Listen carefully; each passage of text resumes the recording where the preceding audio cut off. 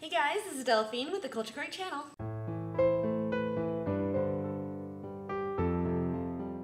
So it's been a while since I've done a drama review and I've missed doing them. This time around I'll be looking at a bit of a classic, Nodame Cantabile. Now the way that I discover a lot of dramas is by following actors that I like.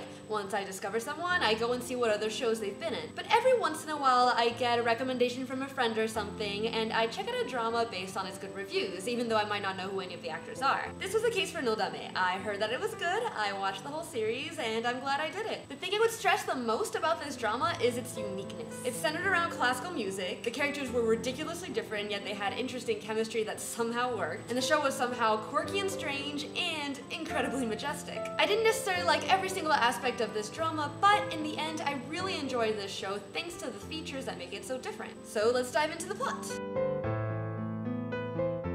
The story may not seem too out of ordinary at first glance. Chiaki Shinichi is a brilliant pianist whose dream is to become an orchestra conductor. As a child, he lived and studied in Prague, but then after being traumatized by an airplane's emergency landing, his fear of flying keeps him stuck in Japan, where he doesn't feel like he has much of a future in music. At the music school that he attends, Chiaki feels that everyone around him is completely mediocre, and while the other students revere him, he remains cold and arrogant. He then encounters Nodame Megumi, aka Nodame, a girl with a really eccentric personality who, by a twist of fate, happens to be his next-door neighbor. Nodame is childish, poor, messy, everything that Chiaki isn't, and he is loath to be anywhere near this girl. When it comes to piano, however, although Nodame's playing is very sloppy and lacks control, it has this sort of brilliant individuality that Chiaki cannot help but admire and find very intriguing. Hiding behind the scenes for a bit is the brilliant yet unusual famous conductor Stresemann. He comes to the music school and puts together a special orchestra composed of music students who one would normally deem inadequate, but who all have that same promising individuality that Nodame has. Chiaki is eventually pushed into becoming this quirky orchestra's conductor and thus unfolds many trials and tribulations. The drama follows Chiaki's evolution as a conductor and as a person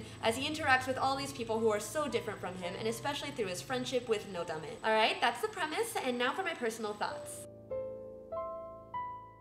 I have to admit, this drama confused me at first. The first episode I found really promising, and then in the second one I started to get super annoyed by a lot of the characters, which I'll talk about in a little bit. I stuck with it though, and before I knew it, I was addicted, and at times even deeply touched by this drama. I think one of the best aspects for me was the music. I'm by no means an expert on classical music, but I still really enjoy it. The pieces in this show were all beautiful and fitting, and although that type of music might not be for everyone, I loved it. I began to really like the characters over time as well, and I found that the friendships that developed between them to be more and more endearing. I like that I discovered some new actors through this drama too. Most of them did a good job. And again, it's the uniqueness of this drama that confused me and even turned me off a little bit at first, but it was still very interesting and ultimately what made the show worth watching. It was a good story, it was both funny and ridiculous, and yet had really serious and engaging moments too, and they ended up managing that balance really well. Okay, now for the bad stuff.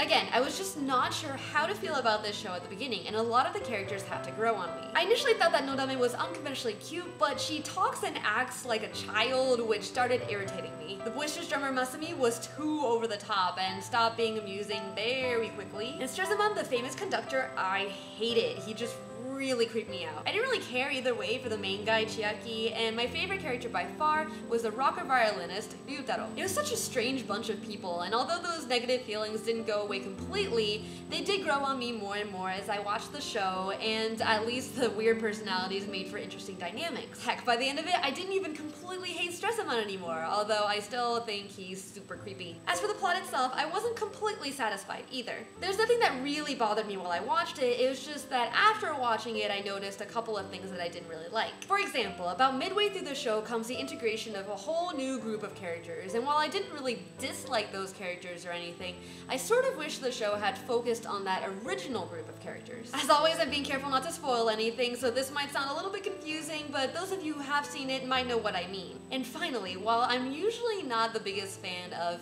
dramatic, mushy romance fluff, I sort of wish there had been a little more. They just sort of hint at things a lot, and it felt a little bit unfinished by the end. Although there is apparently a movie which I have not yet seen, so that might fix this issue. Overall, these are just some facets that I personally didn't like, but they don't by any means ruin the show. In fact, some of the weird stuff that I thought were bad at first, by the end I found charming, so it's worth sticking through the negative aspects.